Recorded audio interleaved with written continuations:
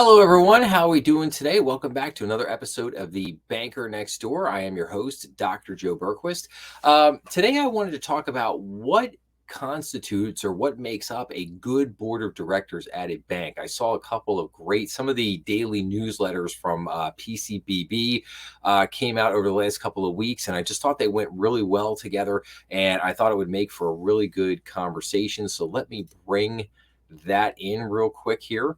So, okay, first one up, we're going to look at the makings of a successful board of directors. And so what does this say? So a CFI needs to ensure its board has an appropriate balance of members in terms of diversity of experience, personal attributes, opinions, and education. What's more, regulators expect a CFI's board to be able to demonstrate an understanding of and involvement in several key areas, including operations, strategic planning, and risk management.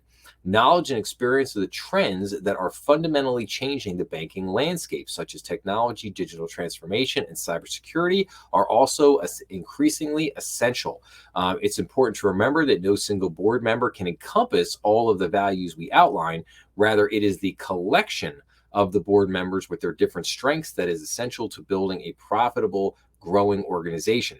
So here are some of the skills, attributes, and characteristics essential to the makeup of a well-balanced and successful board of directors. So you have to have strong leadership skills, sound banking and business experience, business acumen and knowledge, commitment, honesty and integrity, independence and engagement, a desire to learn, technology expertise, deep understanding of the business, community involvement, open to review and feedback, and knowing when to pass the baton. And then it kind of wraps up here by saying, the art of creating a good board is not about the individual members, but about the team. While no single board member is expected to possess all these skills and attributes, the board as a unit must have all of the skills that support the bank as a business, have a tolerance for regulation, and drive building the organization's value. I think some absolutely great points here. I want to, go up to a couple of these things. Strong leadership, absolutely. I mean, I think your boards. A lot of times you will have the CEO and the chairman of the board, will be the same person, but that's not always true. They can be separate individuals that have those positions, but those two people in particular need to work if it is two separate people, one's a chair, one's a CEO, like those two individuals need to work very well together. They need to be on the same page, and they need to be working in terms of leadership in unison, because that leadership is going to permeate down through the rest of the organization. What the board decides to do is then directed to the C-suite, and then the C-suite, it becomes their obligation to carry out those objectives, and then they got to filter that down to all the employees. So one thing I will point out, he talks about how you have to have this independence and engagement. You have to desire to learn, technology expertise, deep understanding of the business. You have to have sound banking and business experience, acumen, and knowledge. I will give you an example of a horrible board of directors. So that is last year, Silicon Valley Bank, when they failed. Their board of directors had basically no banking experience, no banking knowledge. It was actually quite shocking how basically bad the makeup of that board was. What they all were, though, was a whole bunch of political appointees, people that were either very wealthy or very well connected in the political spheres. And that's what got them onto the bank board. And I think if that's the way you're going to build your board of directors, I think that's a horrible way to do it. I'm not saying that there are banks out there that don't have their board set up like that. I'm sure they do. But I don't think that's a good way. I think what has been laid out here is obviously the way that you want to try to build a board. And again, I think what's interesting is that, when you look at where do most, I think, board directors come from? Well, most of them are business owners in the local community. They've been around a long time. They've run their own business, so they have a lot of management experience. They have a lot of experience in just leading people, hiring and firing and, just running their businesses. So, and a lot of that carries over to the bank, because a lot of the things that the bank does is a lot of the same things that they do every day. Oh, you got to hire people, got to fire people. I have to have marketing. We have to have a sales program. All the internal things. We have to have procurement. We've got to, what are our raw materials? What are we doing? What's our product? Who's our target market? Who are we going after? These are all the same kind of strategic decision making that goes on at their businesses that they bring to the bank. And that's why they talk about business experience, acumen, and knowledge. I think the toughest thing is finding board members that have experience in banking. I think that is probably the toughest thing. I mean, the bank regulators, like when you talk about like the FDIC or the Fed, or the OCC, I mean, they want board members that have, some kind of banking background or banking experience. And that's great, but it's also tough to find. But a big thing, I think one of the big things to hit on here, how do you counter that, is a desire to learn and a deep understanding of the business. There's a lot of training programs out there for board of directors. I think a lot more now than there used to be. There's some great. There's the Banking Bible, which is a great book. I'll do a whole episode on that book. Basically talking about like how do you run a bank, how do you manage a bank, what are the different committees that a board needs to have, what are the key things you need to be looking at. Technology expertise, this is an interesting one, because I think a lot of people would sit there and say like, oh, well, you gotta, you get these old boards where they're stale and they don't understand technology and they don't understand this or whatever, blah blah blah. Like again, that's what you hire. That's what you have C-suite for. That's what you have a chief information officer, a chief technology officer.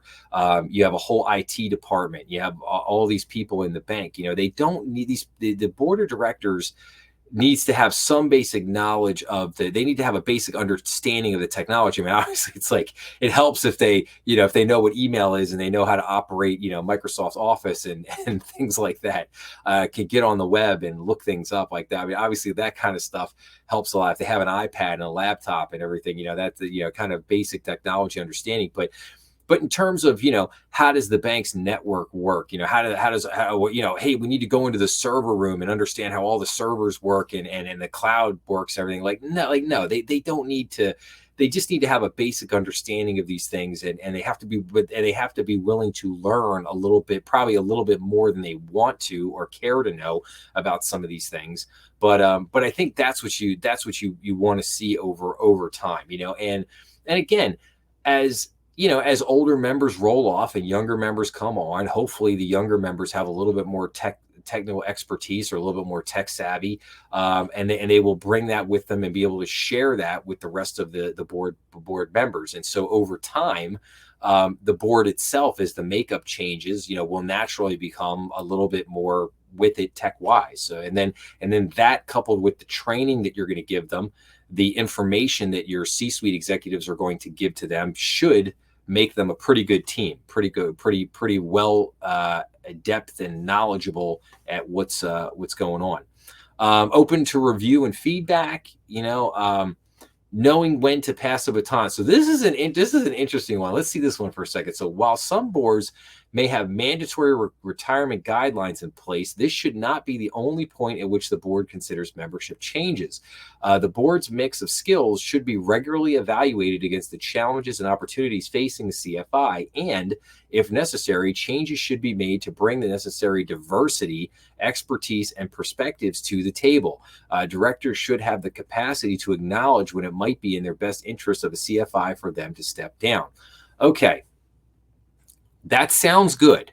Now let me give you the reality. Most banks, when a board of director comes in, especially if this is under $10 billion, this is not an appointed position. Like, this is not like an S&P Fortune 500 company where they find somebody and just say, hey, you'd make a great board member. Let's put you on the board. No, a lot of times these people are coming in and they're writing a personal check. Okay, they are buying company stock. They are putting capital into the bank. Okay, they're making a capital investment of their own money into the bank as a sign of good faith that they want to help that bank to grow and become the best that it can be. A lot of times, if you've been with a bank for 10, 20, 30 years, and you've been on that bank board for decades, and you have helped to grow that bank, and you have put your personal capital at risk, that is a much different situation. I don't think it's so easy to just ask somebody that, hey, sorry, man, we're a little bit more concerned with the diversity of this board, so you need to take a hike. No, that's no. It's like no, this is not just an appointed position, and so it makes it a little bit. It makes it not a little bit. It makes it a lot different than a lot of other company boards. I mean, this is not a nonprofit where you decide to join the board one day and, hey, I'm coming in to kind of help out. Let me get appointed to the board. No, this is like, when you come in here, we expect you to come with a big juicy check that we're going to put into, we're going to basically put into the bank's capital and help to grow the bank. And then you're also going to bring in your expertise to help grow the bank and make sure that it runs properly and runs well and all that kind of stuff. So, so again, I just have a different thing. And then I think too, there's so much talk about diversity, physical diversity, but there's definitely not enough talk about diversity of thought. I personally want people that have diversity of thought. I want the people who are the best, and I want people who have diversity of thought. Are you coming from a different background? Are you looking at things from a different perspective? That is what is ultimately going to add to making the board the best that it can be, not simply just diversifying for diversity's sake in terms of physical characteristics. All right, so now, okay, so that's basically the makeup of what a good board looks like, and I think that is pretty spot on. I think there's a lot of really good things on here. So now let's take a look at our second article here, which is the changing state of board age restrictions. So mandatory retirement age restrictions for boards are declining.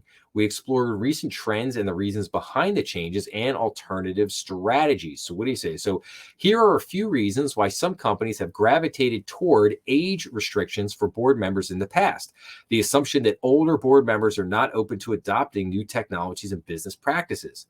Concern that older board members might be less likely to be up to the date on current industry trends.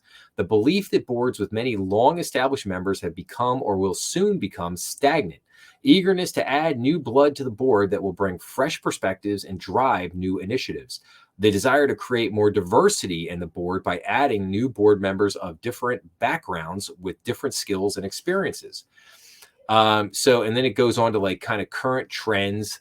Data shows that boards have been skewing older over the years. In fact, many major companies continue to be run by executives well beyond typical retirement ages, such as famed investor and Berkshire Hathaway's board chairman Warren Buffett and Fox Corp chairman Keith Rupert Murdoch, both of whom are 93. Actually, I think Warren's 94 now, maybe even pressing on 90. He might be 95, actually.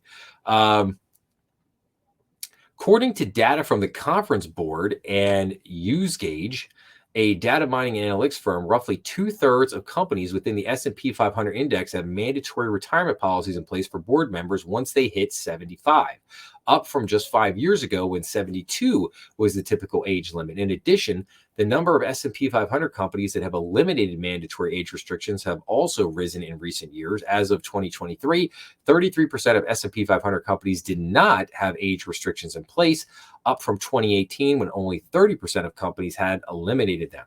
Research also shows that smaller companies are less likely to have director age limits. So then it's got some interesting charts here.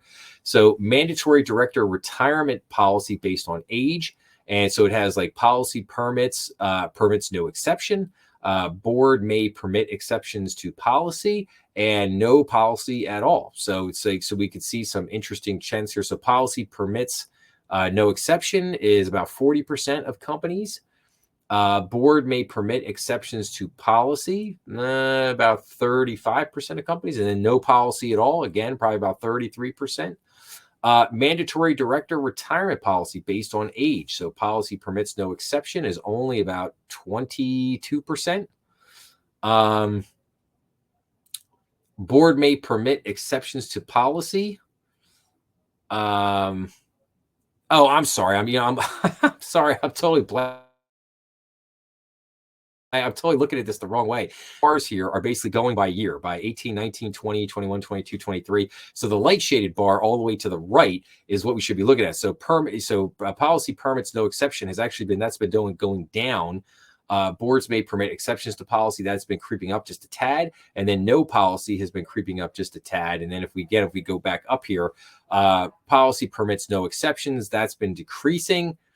Board may permit exceptions to policy. That's been increasing slightly, and then no policy at all has been increasing a little bit. So so then it says here, like, alternative approaches to consider. Like, though many of the reasons behind mandatory retirement restrictions are no longer viewed to be of such great concern, it is still important to ensure the overall competency of board members. As an alternative to age limits, a growing number of companies have turned to comprehensive evaluation of boards, looking both at individual attributes of members as well as experience and the value they can provide. Such evaluations typically extend to assessments of committees and individual directors and are sometimes done by an outside independent third party that can provide an unbiased perspective. These comprehensive evaluations have soared in popularity, with the number of S&P 500 boards employing them increasing from 37% in 2018 to 52% in 2022. This practice can help evaluate the board's overall performance and identify performance concerns rather than basing decisions basically solely on age. And again, yeah, I have a tendency to agree with that. I think, so again, I think this is kind of a whole very interesting conversation.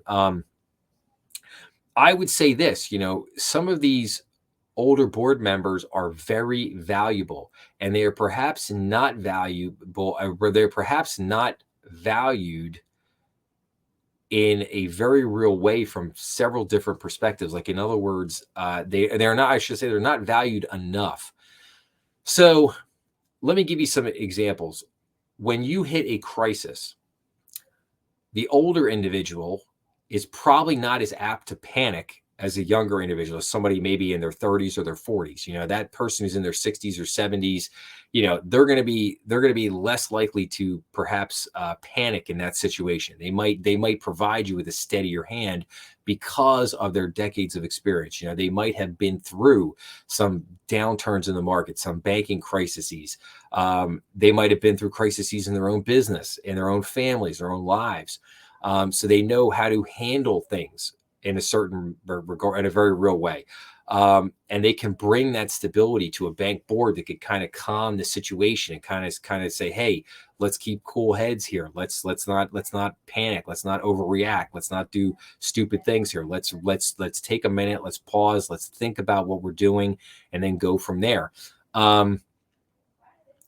Reinforcing the culture, people that have been around for a long time, you might bring something in.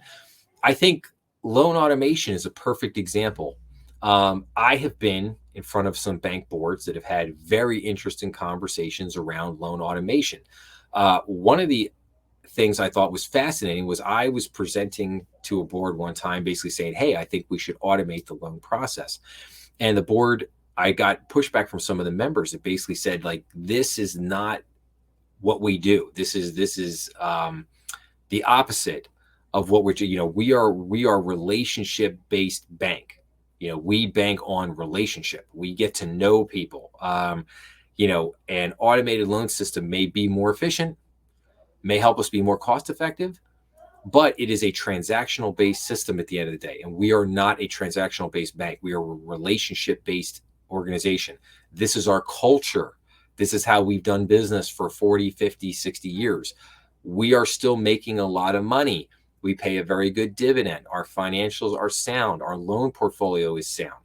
So and again, I'm not saying that's necessarily right or wrong. I'm just saying that I think that older boards, they can bring that longer term, deeper perspective. They can bring in that, in those moments when, you're all gung ho to do something or have some initiative, they could say, well, hang on a second.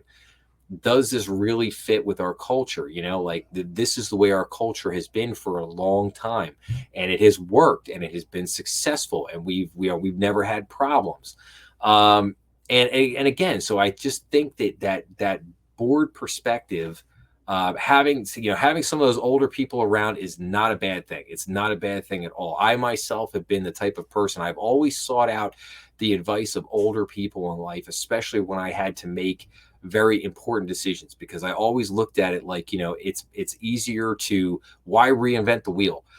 It's always easier to go to people that have already been through what you're about to go through, and to seek their advice, seek their counsel, and say, hey, listen, I'm entering this phase of my life. I'm about to go through this thing. Like, do you have any advice for me? What do you think, or whatever? And usually if you ask, okay, you probably might end up getting some pretty good advice. So I for one enjoy having those older members of the board around. I love hearing the stories of things that happened, decades ago, things that happened in the 70s, the 80s, the 90s. And I just try to be a sponge and try to absorb all that. So again, so I hope this was interesting for a lot of people. I hope they maybe got a little bit of something out of this, in terms of, if you're thinking about, your board, the makeup of your board, should we be talking about age restrictions, not talking about age restrictions? Again, I just thought these were some really good, really interesting things to point out. I will have some other things to present and talk about in terms of boards. Like I said, the Banking Bible, which is great, which all board members should read. There's also some other books I think would be great for board members to read. So then more on that to come in the future. But if you like this episode, please make sure to like, share, and subscribe, as that always helps the channel. Please make sure to check out thebankernextdoor.com. Please make sure to check out some of the other content on the channel. Especially don't miss the weekly banking update, as that is the main show, if you will, on the channel. And I hope to see everybody again real soon. Thanks a lot.